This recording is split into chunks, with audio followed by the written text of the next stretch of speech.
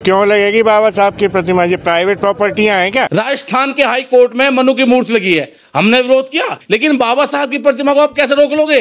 जमात इकट्ठी होती है और वो बाबा साहब को कहती है कि बाबा साहब ने संविधान नहीं लिखा, अगर तुम्हारे फूफा ने लिखा। BN राव की बात करते हैं वो लोग। जब एक मुख्य न्यायाधीश मध्य प्रदेश के आदेश करते हैं तो प्रशासन कर क्या रहा है? भाजपा सरकार इसलिए, या जो लोग विरोध कर रहे हैं वो एक सरनेम है अपर कास्ट का, इसलिए जो इस बात को कह रहे हैं वो अनपढ़ है, जाहिल है, गंवार है, पशुओं की भलीभांति है। इतिहास पढ़ के देख लें, ऐसी बहुत सारी डिग्री कुछ वकीलों को मिल जाती है जिन्हें ज्ञान नहीं होता। RTI डाल के देखें, बाहर सरकार से जवाब मांगे, उसमें साफ निकल कर आएगा कि ड्राफ्टिंग कमेटी के अध्यक्ष कौन परम पूज्य बाबा साहब डॉक्टर भीमराव अम्बेडकर थे, और जिनका वो नाम ले रहे हैं वो तो और दोहरा नजर नहीं आते। एक सलाहकार क्या होता? सलाहकार माने ना माने, मेहनत का मजदूर, किसान, शोषित, पीड़ित, वंचित अगर मेहनत करके कोई विशाल काम कर दे जिसकी पूरी दुनिया वाहवाही करती है, मैं बात कर रहा हूं बाबा साहब की, तो वो इनको मनोवादी उपजते नहीं है। और गलती से कोई व्यक्ति किसी समिति का सलाहकार बन जाए, BN राव जैसे लोग, तो उसकी जो है वाहवाही करते फिरते हैं, ये नहीं चलेगा। इसके लिए मेरा सवाल भारत के 131 MP जो मेरे परिवार से आते हैं, उसके बाद OBC समाज के लोग जिन्होंने बाबा साहब ने उनके लिए विशेष रूप से किया, और पूरे देश के MP MLO से सवाल है कि अगर बाबा साहब की प्रतिमा नहीं लगेगी तो आपके अधिकारों का हनन हो जाएगा। जो आज बाबा साहब की शपथ लेकर के संवैधानिक कुर्सियों पर MP MLA बनते हैं, मंत्री बनते हैं, मिनिस्टर बनते हैं, उनके ऊपर ये सवाल है। ये सवाल है अर्जुन मेघवाल से कि लगातार आप सांसद में कानून मंत्री बनते आ रहे हैं, क्या आपने एक बार ग्वालियर जाकर के कानून के दाता बाबा साहब के लिए 2 शब्द कहे?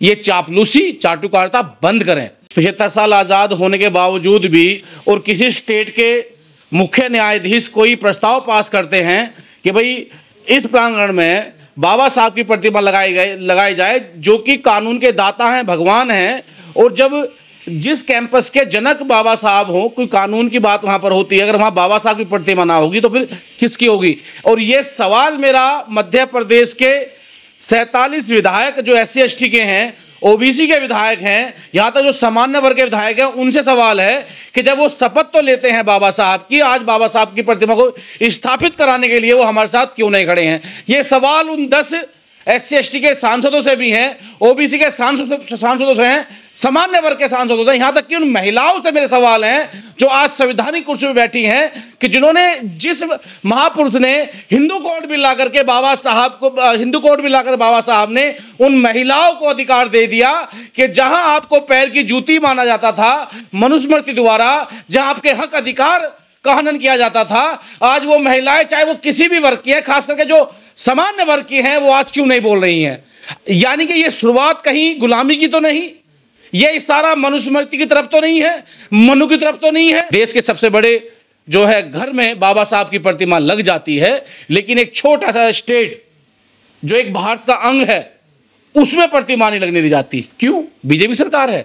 या तो बीजेपी स्पष्ट कहे कि हम बाबा साहब को नहीं मानते, मोदी जी कहें, राजनाथ जी कहें, गृह मंत्री अमित शाह जी कहें, प्रदेश के मुख्यमंत्री यादव जी कहें मध्य प्रदेश के कि हम बाबा साहब को नहीं मानते। घृणा है। और मैं तो कह रहा हूं, मैंने पहले भी कहा कि हाई कोर्ट के प्रांगण में बाबा साहब की मूर्ति, उनकी प्रतिमा हर स्टेट में, हर जिले में, हर उस जगह लगेगी जहां न्याय की बात होती है। आज ना तो कल लगेगी, समय बदलेगा, क्योंकि संघर्ष जारी है। अगर वो लोग मनु को स्थापित करने के लिए, इस पूरे देश की बहन बेटी को शोषण के लिए मनु को स्थापित करना चाहते हैं, वो संघर्ष कर रहे हैं, संघर्ष हम भी कर रहे हैं बाबा साहब को लेकर के, इस देश की बहन बेटी के न्याय और मान सम्मान को लेकर के। अब मैं कहना चाहता हूं कि जो आज हमारी बहन बेटियों, चाहे वो किसी वर्ग से है, बराबरी का अधिकार मिला है, लड़ लीजिए बाबा साहब के लिए। अगर आप बाबा साहब के नहीं लड़ेंगी तो आपकी नौकरियां चली जाएंगी, आपका शोषण होगा, आपको पुनः दोबारा पैर की जूती, आपको दासी समझा जाएगा। ये वही शुरुआत है। ये बात बाबा साहब की नहीं है। बाबा साहब का नाम लेकर के उनको खत्म करके ये आप पे आ जाएंगे, चाहे वो किसी वर्ग की महिला है। आज IAS का रिजल्ट आया, एक मेरी बहन अपर कास्ट की टॉपर हुई। अगर आज मनु स्थापित होते, मनुस्मृति होती, तो काहे को पे एग्जाम देने बैठती, काहे को देश की टॉपर बनती? तो ये लड़ाई सिर्फ उन अंबेडकरवाद लोग नहीं है जो बाबा साहब को मानते हैं। ये हर उस वर्ग की लड़ाई है जो अपने हक अधिकार की बात करना चाहता है। अगर जातिवाद खत्म होता तो बाबा साहब की प्रतिमा क्यों रोकी जा रही है? ये उनका दुर्भाग्य है कि इस देश के जातीय ढांचे में बने हुए बाबा साहब एक शुल्कास से पैदा हो गए। पूरी दुनिया पागल है, अमेरिका, यूएसए, यूके, पूरी वर्ल्ड बाबा साहब को नहीं मानती है। ये कहते कि बाबा साहब हमारे यहां पैदा होते तो हम उनका नाम सूर्य रखते, कलम के बादशाह कहते उन्हें। और इस देश का दुर्भाग्य है कि बाबा साहब यहां पैदा हुए, इस देश के वंचित शोषित पीड़ित समाज के लिए लड़े, और आज बाबा साहब को दरकिनार किया जा रहा है। हमारी रगों में जब तक खून है हम कानूनी रूप से लड़ेंगे, हर उस चीज से लड़ेंगे जो बाबा साहब को सम्मान दिला सके।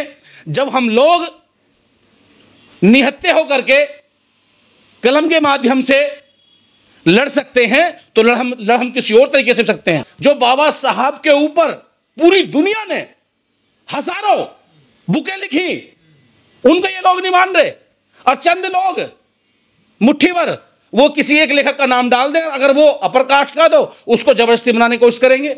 अरे बताओ ना किस बुक में लिखी है, कहां लिखी है, कौन तुम्हारा लेखक है, कौन जनक है, किसने प्रकाशन में डाली है, कौन बुक को छापने वाला है, कहीं कुछ नजर तो आए। वैसी कहानी कहां, ना कोई लिखा है, ना दिखा है, ना कुछ चमका रहा है, बस रुक्का मचाए जा रहे हैं। उनको बेवकूफ बना रहे हैं जो लोग पढ़े लिखे नहीं हैं। वो पछताएंगे एक दिन कि हमने उस महापुरुष, उस मानव के लिए विरोध किया जिन्होंने हमारे आने वाले पीढ़ियों के लिए, जो पेट में बच्चा नहीं है उसके भी अधिकार के लिए बाबा साहब ने संविधान में लिख दिया। अगर ये लोग लिखते तो हिंदू कोड बिल क्यों लाना पड़ता बाबा साहब को? क्यों डाला बाबा साहब ने महिलाओं के लिए हिंदू कोड बिल? अगर जो ये BN राव जो हैं, अगर ये लिखते संविधान तो इन्होंने हिंदू कोड बिल क्यों नहीं डाला? महिलाओं को अधिकार क्यों नहीं दिया? बाबा साहब ने 1950 में वो अधिकार दिया महिलाओं के लिए। इससे बड़ी बात और क्या होगी? ये पढ़े महिला जाकर के। मैं पुरुषों की बात नहीं करता, संघर्ष जारी रहेगा। ये लड़ाई सदियों की है, बराबरी की, सदियों से लड़ने से कटेगी। लेकिन जो महिलाओं को मैं बार बार कहना चाह रहा हूं, इनके मुंह पर चप्पल बजाएं जब ये अपने घर जाएं। कहें इनसे कि तुम तो सिर्फ हमें एक वस्त्र की तरह इस्तेमाल करते थे, कि स्त्री एक संभोग का अधिकार है। ये तो बाबा साहब ने दिया कि स्त्री को संभोग का अधिकार नहीं है। डॉक्टर, इंजीनियर, वकील बनेगी, पार्लियामेंट में जाएगी, सांसद बनेगी, मिनिस्टर बनेगी, इस देश की राष्ट्रपति तक बनेगी। लेकिन कोई बोलना नहीं चाहता, कोई स्कूल में पढ़ाना नहीं चाहता, जिससे कि कहीं बाबा साहब की पॉलिसी, बाबा साहब के विचार जब पूरे भारत में फैलेंगे तो एक आइकॉन उभर के आएंगे। कोई बात नहीं, जो लोग बाबा साहब के लड़ रहे हैं मैं उनको सलाम करता हूं। कि कुछ लोग तो हैं जो ताकत से डटे हुए हैं। जो लोग इस विरोध कर रहे हैं उन्होंने सिर्फ वकालत अपने 2 वक्त की रोटी के लिए की है। वो जानते हैं, उन्हें पता है कि बाबा साहब के संविधान से ताकत डिवाइड होती है, सबको अधिकार मिलते हैं। और ये लोग तो उस कुल से आते हैं जो ताकत को सिर्फ अपने पास रखना चाहते हैं, मनुस्मृति लाना चाहते हैं। मनुस्मृति कुछ लोगों को ताकत देती है, और बाबा साहब संविधान हर जाति, हर मजहब, हर नागरिक को, यहां तक कि पशु को भी उसका अधिकार देता है। लेकिन ये लोग नहीं चाहते, तो जानते तो हैं जब तो विरोध कर रहे हैं। तो क्या बाबा साहब ने मनुस्मृति जलवाई इसलिए ज्यादा नफरत करते हैं बाबा साहब से? भाई ये तो बिल्कुल क्लियर है। जो किसी को पानी पीने का अधिकार ना दे, स्कूल में पढ़ने का अधिकार ना दे, सती प्रथा ले आए, विधवा को दोबारा शादी करने का अधिकार ना दे, उस मनुस्मृति को आप जलाओगे नहीं तो क्या पूजोगे? जो ग्रंथ बराबरी का अधिकार ना दे, ईश्वर जब बारिश करता है तो चाहे वो जिस गांव, जिस जिले, जिस क्षेत्र में हो, जब वो ईश्वर बराबर बारिश करता है, बराबर धूप देता है, बराबर हवा देता है, तो ये धर्म के ठेकेदार कैसे अपनी बुकों में लिख लेंगे, ग्रंथ में लिख लेंगे कि दोपहर के 12 बजे शूद्र निकलेगा, अछूत निकलेगा, शूद्र इनका दूध तो काटेगा जाकर के, इनके फसल ढोएगा, लेकिन ये घर में नहीं जाएगा। तो ऐसे ग्रंथों को 4 बार जूता मारना चाहिए। तो अगर कोई मेरी बहन बेटे साथ अत्याचार करे और कहे उस किताब में लिखा है, तो मैं उस किताब कैसे बर्दाश्त कर लूंगा? और ये तो पूरे देश के साथ हुआ है, ये तो अपर कास्ट की बहनों के साथ हुआ है। जहां उनका मन करे किताब लेकर बैठ जाएं, उनका मन करे संख्या बल से आ जाएं, उनका मन करे लठ बल से आ जाएं, उनका मन करे कलम बल से आ जाएं, उनका मन करे जिस चैनल पर जहां चाहें वहां डिबेट कर ले, हम तैयार हैं। वो चतुर्वेदी हो, वे द्विवेदी हो, त्रिवेदी हो, चतुर्वेदी हो, कोई से भी वेदी हो, हमें उनसे साफ कहना है कि हमारा पूरे ब्राह्मण समाज से कोई ऐतराज नहीं है। जो बाबा साहब का विरोध करेगा उस व्यक्ति से विरोध है हमारा, कि भाई कुछ कहने से पहले तर्क के साथ बात कर ले। मैं बैठा हूं, मेरे सीनियर बहुत लोग हैं पूरे भारत में जो अपर कास्ट से भी हो सकते हैं, वो जानते हैं, मैं मिलता हूं उनसे कि भाई बाबा साहब जैसा कोई आइकॉन पैदा हो ही नहीं सकता है दुनिया में। बाबा साहब ने खुद उस समय में कहा, जब संविधान दिया गया था, जो है भूतपूर्व प्रधानमंत्री जवाहरलाल नेहरू को, उन्होंने कहा कि इस संविधान को बनाने में सबका योगदान है, इन लोगों ने इतना काम किया, ठीक है। उनमें से जो लोग मेंबर बने, कुछ बीमार हो गए, कोई छुट्टी पर चले गए, कोई BN राव तो A1 क्लास के अधिकारी थे, वो अपना वहां बिजी थे। ये तो बाबा साहब ने 2 साल 11 महीने 18 दिन में बनाकर संविधान तय किया, और लेकिन फिर भी सबका सम्मान दिया। और अगर ये लिखते तो बेड़ा गर्क हो जाता, सर्वनाश हो जाता। ये सच्चाई है, इनकी मनसा ही नहीं है। जब ये अब मनसा नहीं है कि एक देश के नागरिक को एक राष्ट्रीय धरोहर है बाबा साहब, भारत रत्न उन्हें मिला हुआ है, जब ये बर्दाश्त नहीं कर रहे तो अब क्या करते हैं ये लोग? तो ये तो नमन है तथागत गौतम बुद्ध भगवान को कि ऐसे लोगों को मौका नहीं दिया गया। ना तो ये हमारी बहन बेटी को अधिकार दे पाते, ना अपनी को दे पाते।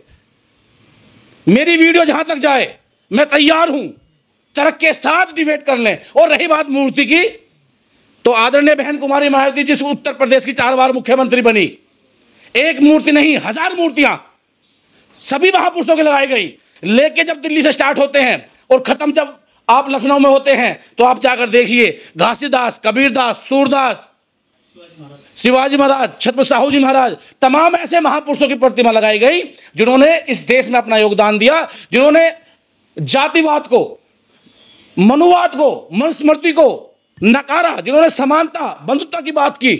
उन सब महापुरुषों को स्थापित किया, किसी जाति देखकर नहीं।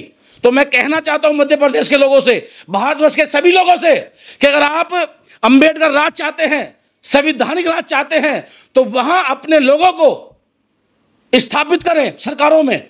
अगर उत्तर प्रदेश में किसी बहुजन योद्धा, RSS योद्धा नहीं, वो भेड़िया नहीं जो दिखने में तो बहुजन हो लेकिन अंदर वो RSS का एजेंट बैठा हो, जो बहुजन योद्धा, जो ललई यादव, पेरियार, बिरसा मुंडा, छत्रपति साहू जी महाराज, बाबा साहब काशाम की विचारधारा पर काम करने वाला व्यक्ति जिस स्टेट का मुख्यमंत्री होगा या वहां पर कोई मुख्य संवैधानिक पद पर होगा, तो वो आपके लिए काम करेगा। यही काम उत्तर प्रदेश में बहन जी ने करके दिखाया।